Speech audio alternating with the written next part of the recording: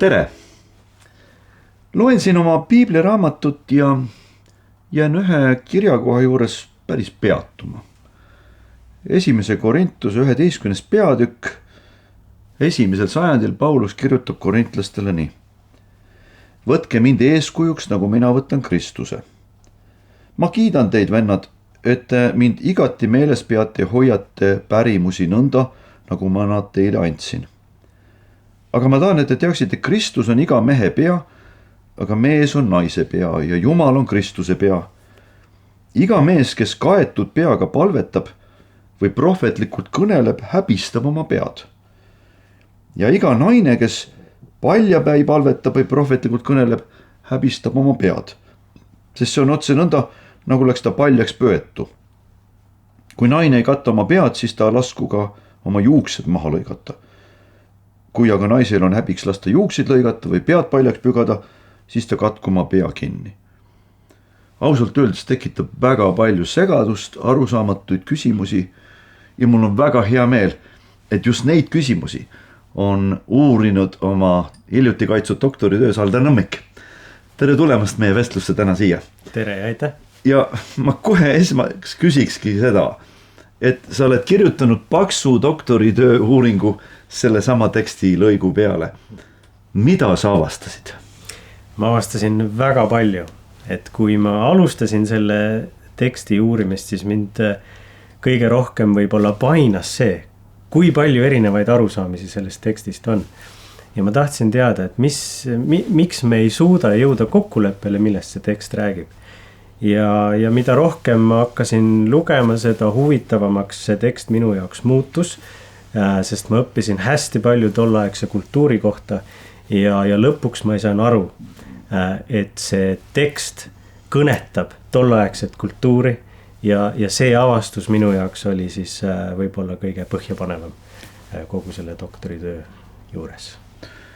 Aga muidugi me ainult projektseerime seda ennast minevikku sinna ja ometi, eks ole, kui sa ütled, et tolle ajakultuuris see pidi kõnetama neid inimesi eriliselt või teistmoodi kui meid võib-olla täna, siis mida siis ikkagi see tolleaegne lugeja võis sealt välja kuulda? Jah, näiteks kui sa alustasid selle teksti lugemist, siis eesti keeles on selline fraas seal, et iga mees, kes palvetab kaetud peaga. Ja millise pildi see meie jaoks ette toob? No müts peas, eks ole. Müts peas. Kreeka keeles ei ole nii kirjutatud. Kreeka keeles on selline fraas nagu katakefales echon, mis ei tähenda mitte kaetud peaga, vaid mis sõna-sõnalt on peast alla olema. Aga peast alla olema. Nüüd hakkad mõtlema, mis see siis tähendab, peast alla olema. Et mis see siis võib olla peast alla? On igasuguseid variante pakutud, et äkki Paulus mõtles pikki juukseid või mõtles midagi muud. Aga mis on huvitav, et seda fraasi tolleaegsed siis kaasaegsed autorid kasutasid ainult ühe välimuse kirjeldamisel. Ja see peast alla olema väljend viitas sellele, kui mehed katsid oma pea siis oma välikuue hõlmaga, ülahõlmaga. Ehk siis tolleaegses imperialistlikus kultuuris nii provintsides kui ka pealinnas inimesed siis, nii mehed kui naised, ei kandnud pintsakuid nagu meie, vaid neil oli siis see kuub, mis kattis nende alusriideid. Sellel oli väga, kuidas ma siis ütlen, lai hõlm volditud.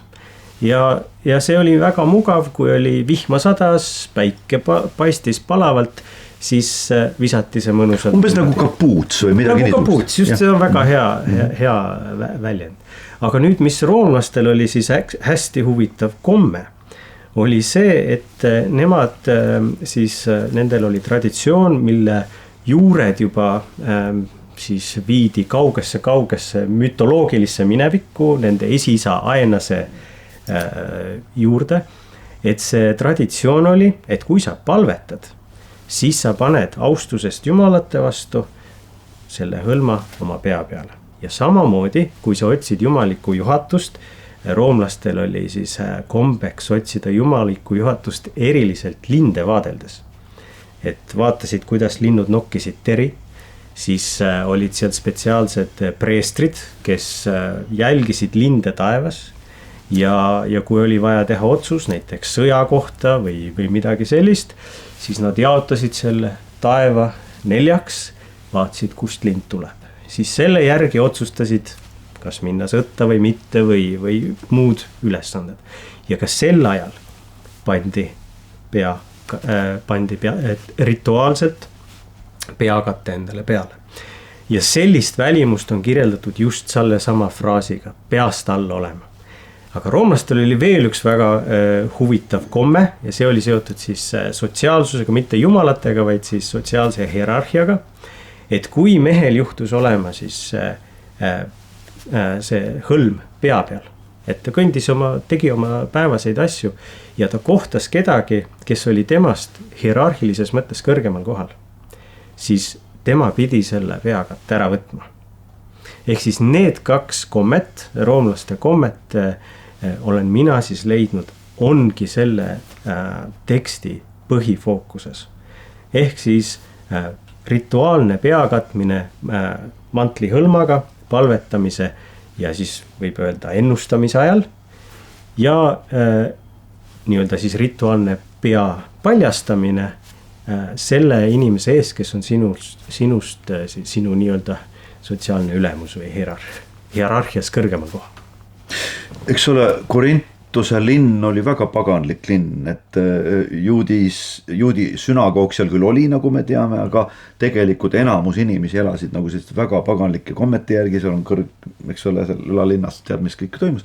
Ja nii edasi, et tõenäoliselt ju see uus kogudus, mis tekkis, mis ei olnud juutlik, oli just nimelt nendest pagana traditsioonidest tulnud inimesed, et mida siis Paulus üritab nagu selle tekstiga neile öelda just kristliku koguduse traditsiooni mõttes. Ja huvitav just selle juures ongi see, et kui me loeme neid nimesid, kes on siis Korintuse kirjades üles toodud, Kaius, ma ei tea, kuidas eesti keeles on ta Kaius ja need on kõik Rooma nimed. Peamiselt on seal Rooma nimed, ehk siis või ladina nimed. Ehk siis me võime, kuna Korintus oli üks selline linn, mida roomlased hävitasid 2. sajandil enne meie aja arvamist, ja siis hakkasid üles ehitama 1. sajandi alguses ja hakkasid seda siis täitma nii-öelda Rooma nende vabastatud orjadega ja siis nende sõduritega, kes olid erru läinud. Et seda võiks nimetada, et kuigi ta oli Kreekas, see linn Korintus, eks ole, et ta oli tegelikult väga tugevalt Rooma mõju all 1. sajandil. Ja me näeme, et seal oli palju Rooma inimesi ka siis selles kristlikus koguduses, mida Paulus sinna rajas.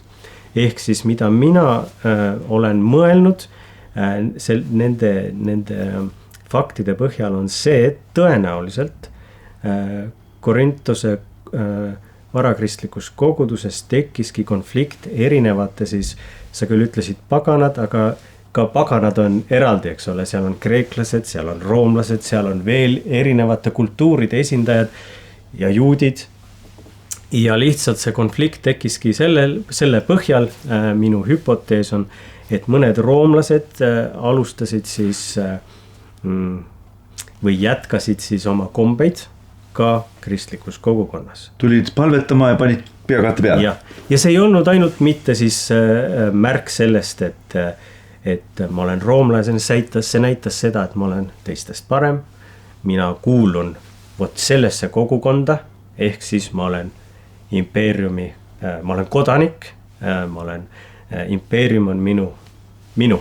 Ja see võis tekitada konflikte näiteks kreeklastega, kohalike kreeklastega, kes üldiselt, mis me oleme näinud, palvetasid pead katmata. Ja võimalik ka juutidega, et meil ei ole tõendeid 1. sajandist, et juutidel oli pea katmise kombeid, see tuli hiljem. Ja ma arvan, et Pauluse esmane reaktsioon oli, et teeme nii, et me oleme ühtsed ja me ei demonstratiivselt ei järgi neid rituaale, mida me oleme siis oma minevikust toonud siia. Meil on uued kombed või kuidas ta ütles, pärimused, eks ole. Ja siis ta lahkus ja siis tekkis selle põhjal veel üks konflikt.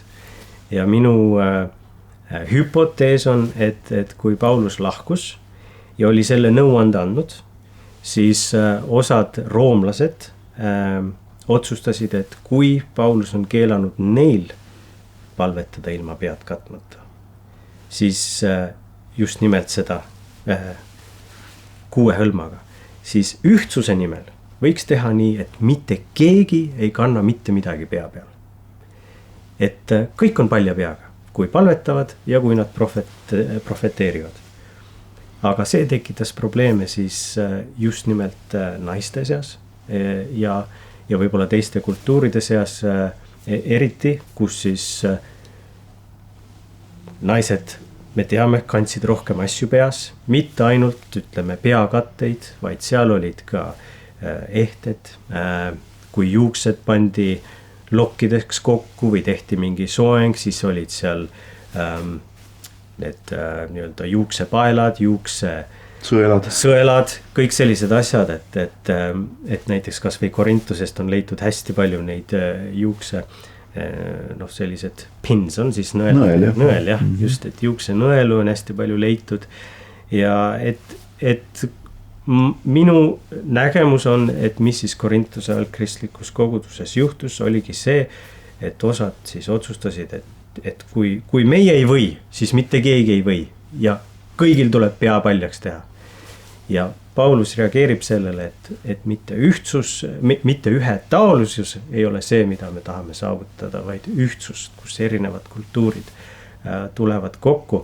Ja sellepärast see tekst ongi huvitav, kus ta ütleb, et kui te tahate siis, et naine pead katmata palvetab, ehk siis täiesti ilma mitte millegita, las ta siis juba lõikab oma juuksed ka ära. Sest siis te olete ühetaolised, eks ole, siis teil on kõigil lühikesed juuksed. Aga vot selline, see sõna, mis ta kasutab seal häbi kohta, see aisron, see oleks kindlasti häirinud kõiki Korintuse kogudusega mehi, et naine ei saa olla paljaks pöötud peaga. Ja see oleks tõmmanud seda argumenti ilmselt tagasi, mida nad esile tõid, et kui meie ei tohi palvetada ilma hõlmata, siis mitte keegi ei tohi mitte millegagi palvetada.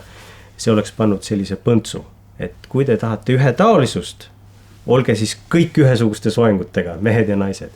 Aga kui te tahate ühtsust, siis on seal, tuleb teha vahe, et mis on siis kultuurinorm, mis on meil austuse märk, mis on meil häbimärk ja mitte häbistada siis poolt üle poole kogudusest lihtsalt sellepärast, et üks asi ei ole koguduses sobilik. No väga loogiline ja väga palju abiks selgitus. Me ei leia kuskil mujal Uues Testamendis niisuguseid juhiseid. Sina olles nüüd uurinud seda teemat, kas sa võid öelda, et see ongi jäänud aegruumi 1. sajand Korintos või kuidas sellesse nagu hiljem meie täna ka peaksime suhtuma? Ja ma arvan, et see on väga tugevalt seotud Korintuse koguduse kompositsiooniga nii-öelda. Et see võimalik, me ei tea, teadaolevalt meil ei ole viiteid, et Paulus oleks Roomas koha peal käinud, tema seda Rooma kogudust ei rajanud, eks ole, ta kirjutas kirja roomlastele, mida ta selle koguduse kohta teadis, me ei tea, aga Korintuses ta ise alustas seal, eks ole, tema oli see nii-öelda isa, kastja,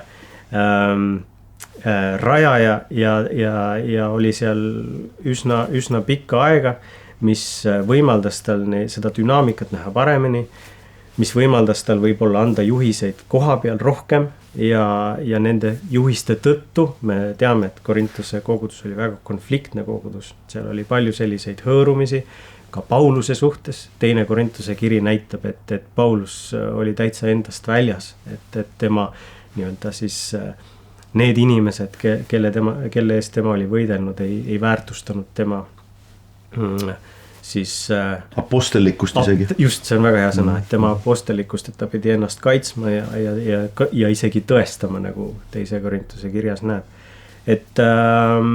Et see minule tundub küll, et see võis ollagi väga kohalik konflikt ja just nimelt sellepärast, et Paulus andis esialgsed juhised ja siis, kui ta lahkus, siis neid juhiseid keerati ja väänati kellegi kasuks, mis häiris siis Paulust, kui ta oli eemal ja pidigi siis korintlastele kirjutama, et kuulge, et see ei ole nüüd väga mõistlik.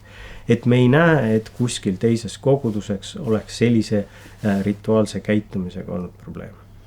See on ka abiks, sest me näeme ka seda ju kiriku ajaloos mujalgi, aga nüüd selle teksti puhul ka, et tekstid hakkavad elama oma elu. Just.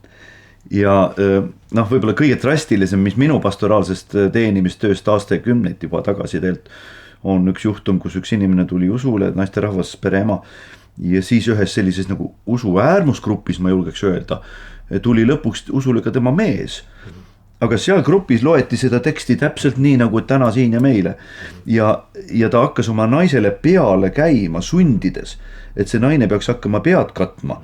Ja see asi lõppes sellega, et abielu lahutati. Ja ma mõtlesin, et kuidas need tekstid nagu elavad nii oma elu, et inimesed enam üldse ei anna aru, et nagu midagi võib olla ajaloos kultuurilist, et mida sa ütleksid selle kohta? See on väga huvitav küsimus ja siin tulebki esile see, et mis on need prillid, mille me ette paneme, et see teksti lugeda, eks ole.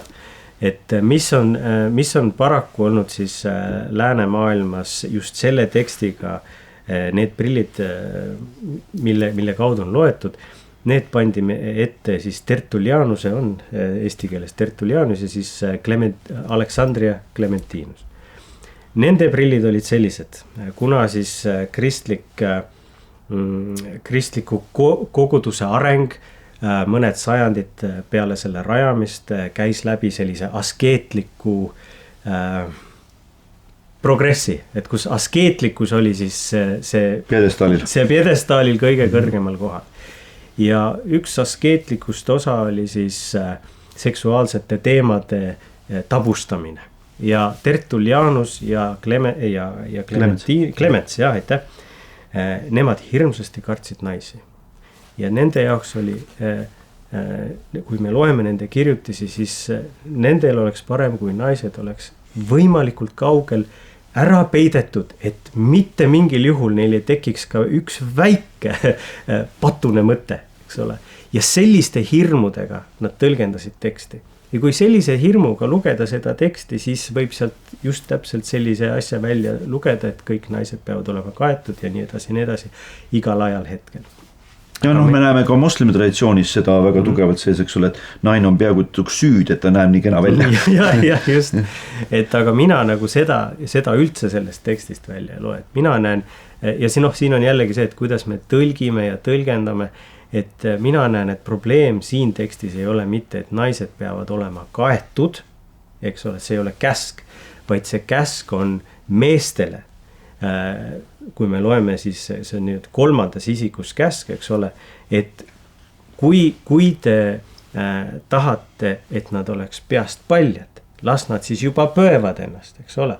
Et Paulus tegelikult annab naistele võimaluse ise otsustada oma välimuse üle. Sellepärast, et on mehed, kes tahavad, et naised näeksid välja nii, et see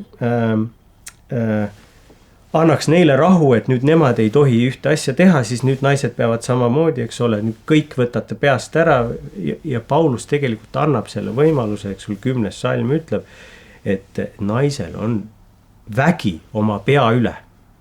Ehk siis mitte, et autoriteet keegi on sinu peal, et sul on vägi oma pea üle, see tähendab, sa võid selle peaga teha nii, nagu sa näed, et on õige oma sotsiaalses kontekstis, kultuurses kontekstis ja vastavalt siis sellel au ja häbi kultuurile, eks ole, et keda sa austad ja keda sa häbistad oma välimusega.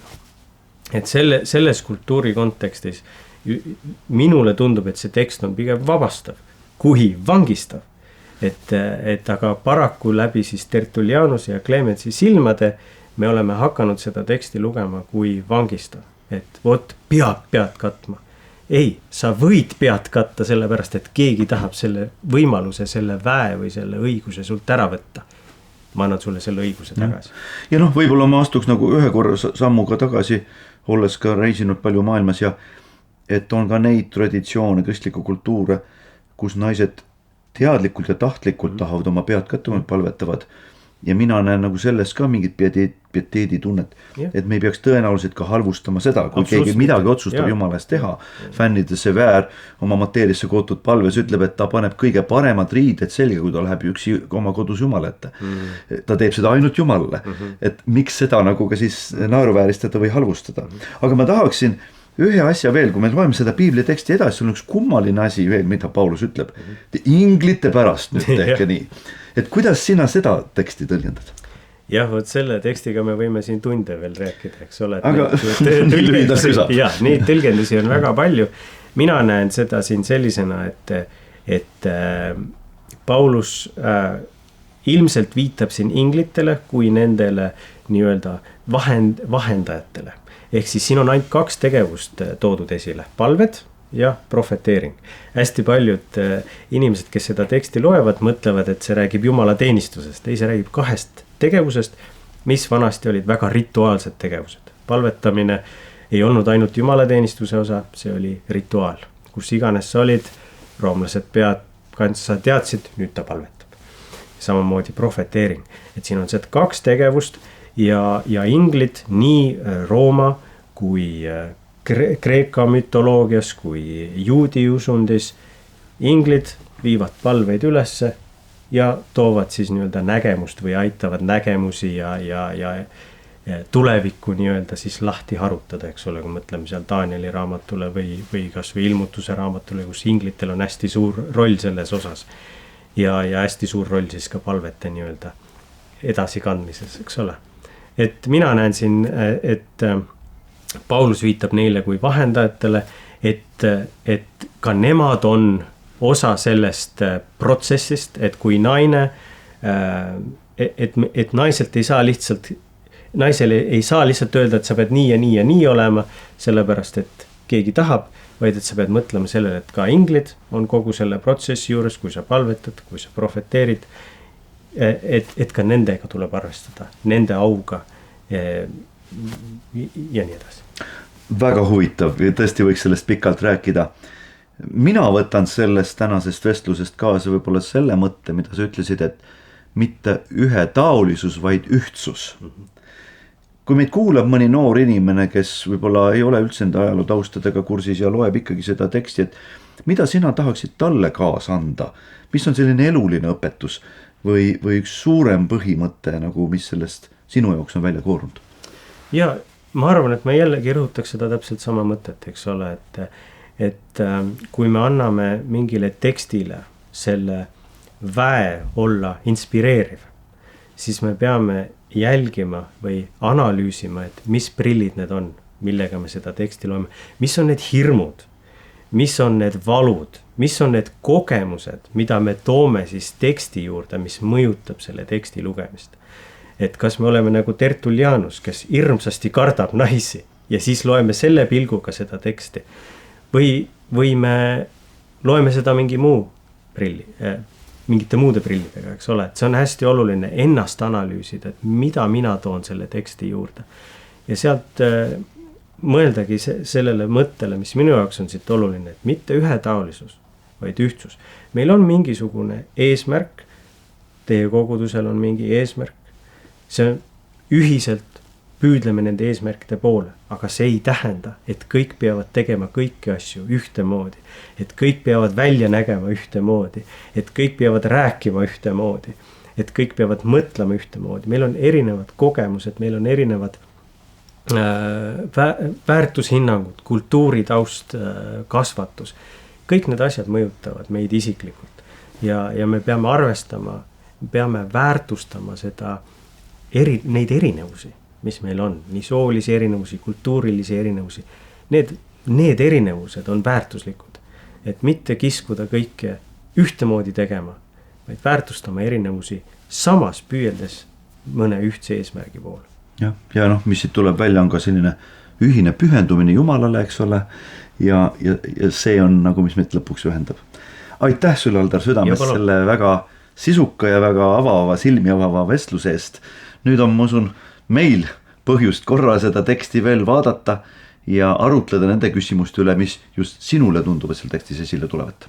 Ja selle nimel ma jätan teile oma doktoritöö raamatu kujul, kingin teile, et see on siis hetkel veel viimane või siis kõige hiljutisem inglisekeelne põhjalik ülevaade sellest tekstist.